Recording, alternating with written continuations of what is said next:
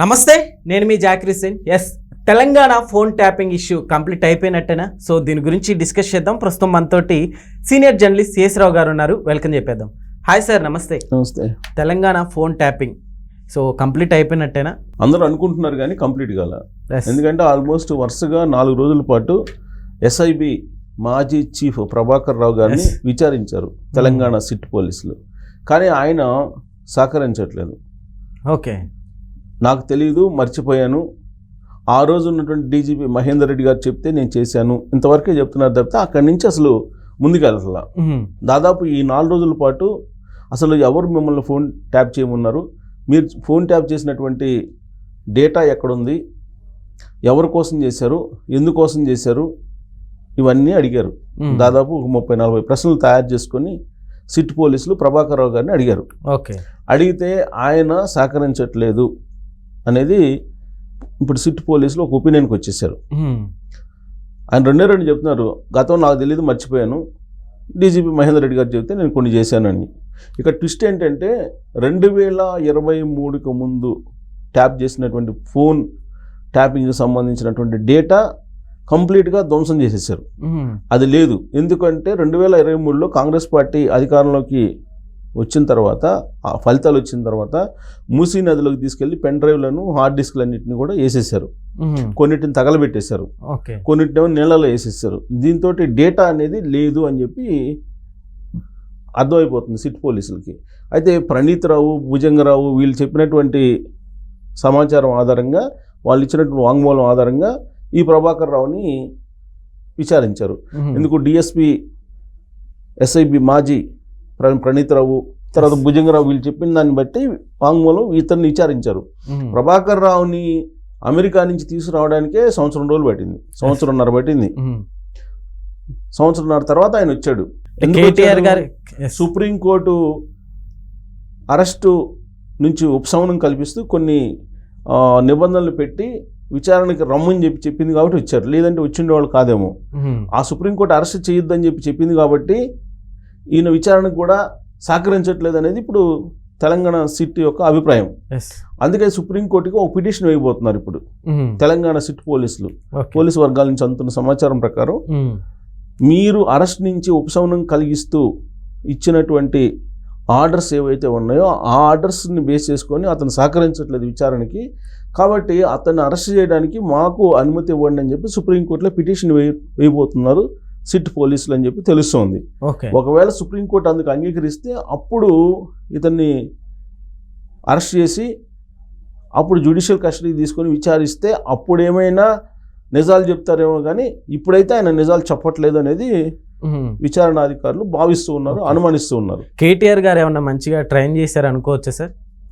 కేటీఆర్ గారు అసలు ఈ ఫోన్ ట్యాపింగ్ గురించి ఏమేమి మాట్లాడారు అనేది వాళ్ళ పాత ఆడియో కనుక వింటే చాలా క్లియర్గా అర్థమవుతుంది ఈ ఫోన్ ట్యాపింగ్ మీద వాళ్ళు అసలు ఎలా రియాక్ట్ అయ్యారు అని.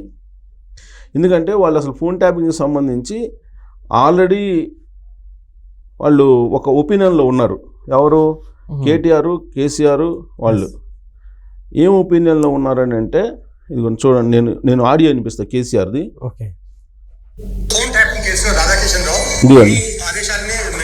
కేసీఆర్ మీడియా అడిగితే ఆయన సమాధానం, పోలీసులు ఎప్పుడు ఫోన్ ట్యాపింగ్ చేసినా 1869 టెలిగ్రాఫ్ యాక్ట్ ప్రకారం బాజాబ్తా రాష్ట్ర హోమ్ సెక్రటరీ పర్మిషన్ తీసుకొని చేస్తారు. పర్మిషన్ లేకుండా చెయ్యరు. ఇది ఇంగితమైన ప్రతి ఒక్కరికి తెలుసు. తర్వాత తీసుకున్న దాన్ని డిమాలిజ్ చేయొచ్చు అని కూడా ఉంది ఆ చట్టం. ఒక నిర్ణీత వ్యవధి తర్వాత వాళ్ళు సేకరించిన సమాచారం డిమాలిజ్ చేయొచ్చు కూడా అదే యాక్ట్ లో ఉంది. సో అది డిమాలిజ్ చేయొచ్చు అని చెప్పి ఆయన చెప్తున్నాడు. ఆయన అది చెయ్యొచ్చు, ఫోన్ ట్యాపింగ్ చెయ్యొచ్చు, హోమ్ సెక్రటరీ చెప్పి ఎవరి ఫోన్ అయినా చెయ్యొచ్చు, అలాగే నిర్ణీత కాలం తర్వాత డిమాలిష్ చేయొచ్చు కూడా అని చెప్పి కేసీఆర్ గారే చెప్తున్నారు. అంటే ఫోన్ ట్యాపింగ్ చేశారు, దాన్ని డిమాలిష్ చేశారు అనేది ఇండైరెక్ట్గా ఆయనే చెప్తున్నారు. ఇప్పుడు సిట్ పోలీసులు కూడా అదే. ఇప్పుడు ఏంటి, దాదాపు 11 మంది జడ్జిలు ఫోన్ ట్యాపింగ్లు చేశారు, సెలబ్రిటీలు చేశారు, పారిశ్రామికవేత్తలు చేశారు, ఇండస్ట్రియలిస్టులు చేశారు, పొలిటీషియన్స్ చేశారు, జర్నలిస్టులు చేశారు, అనేక రకాల ఫోన్లు వీళ్ళు ట్యాపింగ్ చేశారు. ట్యాపింగ్ చేసేసి లాస్ట్ చంద్రబాబు నాయుడు గారిది, తర్వాత తెలుగుదేశం పార్టీకి సంబంధించినటువంటి వాళ్ళు లాస్ట్కి హరీష్ రావు గారి సతీమణి ఫోన్ కూడా ట్యాప్ చేశారని చెప్పి తెలుస్తుంది. కవిత కూడా నాది ఫోన్ ట్యాప్ చేశారంటుంది. షర్మిల నా ఫోన్ ట్యాప్ చేశారంటుంది. షర్మిల ఫోన్ ట్యాప్ చేసి జగన్మోహన్ రెడ్డి గారికి పంపించారని చెప్పి తెలుస్తుంది. అంటే ఫోన్ ట్యాపింగ్ లేనటువంటి వాళ్ళు ఎవ్వరూ లేరు. అన్ని ఫోన్లు ట్యాబ్లో పెట్టేశారు. లాస్ట్కి సచివాలయ ఉద్యోగులకు సంబంధించినటువంటి ఫోన్స్ కూడా ట్యాప్ చేసేసారు. అందుకే ఎన్నికల ఫలితాలు వచ్చిన తర్వాత అక్కడ సంబరాలు చేసుకున్నారు తెలంగాణ ఉద్యోగులు సెక్రటరియట్లో. సో కాబట్టి ఫోన్ ట్యాపింగ్ అనేది పెద్ద ఎత్తున చేశారు. ఇది తేటతలం అవుతుంది. అమిత్ షాది కేంద్ర హోంశాఖ అమిత్ షాది కూడా ట్యాప్ చేశారు ఫోన్ అని చెప్పి తెలుస్తుంది. సార్ అయితే ఇప్పుడు ప్రభాకర్ కావచ్చు ఇంట్రాగేషన్లో సరిగ్గా రెస్పాండ్ అవ్వట్లేదు, సరిగ్గా ఆన్సర్ ఇవ్వట్లేదు అని చెప్పుకున్నారు కదా, అంటే అంత ఈజీగా వదిలేస్తారా సార్ ఇప్పుడు ఆయన రెస్పాండ్ అవ్వకుంటే? సుప్రీంకోర్టు ఆర్డర్స్ ఉన్నాయి. సుప్రీంకోర్టు ఆర్డర్ ఏంటి? అరెస్ట్ చేయకుండా విచారించమన్నారు. విచారణకు నేను సహకరిస్తాను, అరెస్ట్ చేయకుండా నాకు వెసులుబాటు కల్పించండి అని చెప్పి పిటిషన్ వేసినప్పుడు ప్రభాకర్ రావు గారు సుప్రీంకోర్టు ఆ మేరకు ఓకే అంది. ఆ మేరకు ఆర్డర్ ఇచ్చింది. సో విచారణకి హాజరు కమ్మనుంది సుప్రీంకోర్టు. ఆ మేరకు విచారణకు హాజరవుతున్నాడు ఆయన. కానీ విచారణ సహకరించినప్పుడు ఏం చేస్తారు? అరెస్ట్ చేస్తారు. అరెస్ట్ చేసి రిమాండ్కి పంపిస్తారు. తర్వాత పిటిషన్ వేసి జ్యుడిషియల్ కస్టడీకి తీసుకొని విచారిస్తారు పోలీసులు తనదైనటువంటి పద్ధతిలో. కానీ ఇక్కడేంటి? సుప్రీంకోర్టు యొక్క రక్షణ ఉంది. సో దాంతో విచారణకి సహకరించట్లేదు ఆయన. ఎలాగో అరెస్ట్ చేయరు, సుప్రీంకోర్టు ఆర్డర్ ఉంది కాబట్టి. సుప్రీంకోర్టు ఆర్డర్ని రద్దు చేయించుకొని అప్పుడు విచారణ చేస్తే అప్పుడు నోరు తెరుస్తారేమో. లేదంటే ఇప్పుడు ఈ ఫోన్ ట్యాపింగ్ కేసుకు సంబంధించి అనేక ట్విస్టులు నడుస్తున్నాయి. అసలు ఫోన్ ట్యాపింగ్ జరగకుండా ఈ నేరమే చేయకపోతే దాదాపు 1.5 సంవత్సరం పాటు అమెరికాకి ఎందుకు వెళ్ళారు? అసలు సంవత్సరం పట్టింది. ఇక్కడ సంవత్సరంన్నర.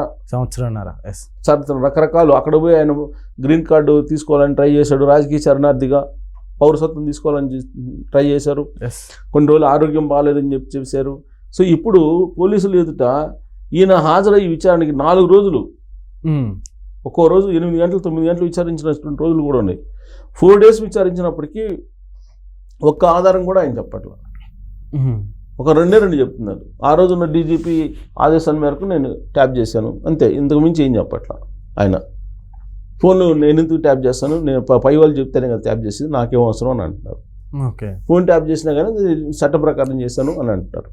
ఎవరి కోసం చేశారంటే మావోయిస్టుల కోసం, మావోయిస్టుల కదలికలను తెలుసుకోవడం కోసం, తీవ్రవాదం అణచివేయటానికి, ఉగ్రవాద కదలికలు తెలుసుకోవడానికి నేను ఫోన్ ట్యాప్ చేశానని చెప్తున్నారు. అసలు ఫోన్ ట్యాప్ చేసినటువంటి వాళ్ళు అనేక మంది బయటకు వస్తున్నారు ఇప్పుడు ఫోన్ ట్యాపింగ్ జరిగిందని చెప్పి. అందుకే ఇప్పుడు మరొక మార్గం లేక ఇప్పుడు సిట్ పోలీసులు ఏం చేస్తున్నారంటే ఎవరైతే ఫోన్ ట్యాపింగ్ జరిగిందని చెప్పి అనుమానిస్తున్నారో వాళ్ళని పిలిచి వాంగ్మూలాలు తీసుకుంటున్నారు. ఇప్పుడు బండి సంజయ్ గారు కేంద్ర హోంశాఖ సహాయ మంత్రి, ఆయన నా ఫోన్ ట్యాప్ చేశారన్నారు. అందుకే ఆయనకి నోటీసులు ఇచ్చారు. తాజాగా బండి సంజయ్ గారికి నోటీసులు ఇచ్చి మీరు విచారణ రండి, వాంగ్మూలం ఇవ్వండి అని చెప్పి. అంటే ఎవరైతే తన ఫోన్ ట్యాప్ మా ఫోన్ ట్యాప్ చేశారు, మా ఫోన్ ట్యాప్ చేశారు అంటున్నారు, వాళ్ళని రమ్మంటున్నారు. వాళ్ళని రమ్మని చెప్పి మీ ఫోన్ ట్యాప్ చేశారని చెప్పి మీరు వాంగ్మూలం ఇవ్వండి అని వాళ్ళ వాంగ్మూలాన్ని బేస్ చేసుకొని కేసు బిల్డప్ చేయాలనే ప్రయత్నం చేస్తున్నారు. ఇప్పుడు యాక్చువల్గా అక్కడ హార్డ్ డిస్క్లు, పెన్ డ్రైవ్లు ఉంటే కేసు ఫైనల్ అయిపోతుంది. కానీ ఇక్కడ హార్డ్ డిస్క్లు లేవు, పెన్ డ్రైవ్లు లేవు, అసలు ఏమీ లేవు. ఏమి లేకుండా చేశారు. ఇప్పుడు అదే కేసీఆర్ నేను ఆల్రెడీ వాయిస్ వినిపించాను కదా, ఫోన్ ట్యాపింగ్ చేయొచ్చు, దాన్ని ధ్వంసం చేయొచ్చు అని చెప్తున్నాడు ఆయన చట్ట ప్రకారం. ఆయన అదే చెప్తున్నాడు.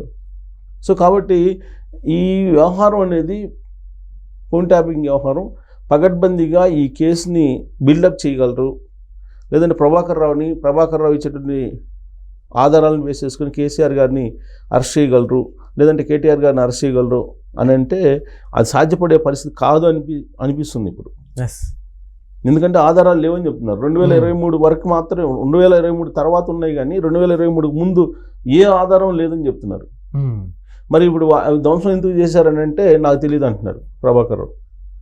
అన్నిటికీ ప్రభాకర్ రావు ఇన్ఛార్జ్ అప్పుడు ఎస్ఐబి. సో కాబట్టి ఆయన చెప్పాలి, ఎస్ఐబి మాజీ ఇన్ఛార్జిగా ఉన్నాడు కాబట్టి. కానీ ఆయన నాకేం తెలియదు అంటున్నాడు.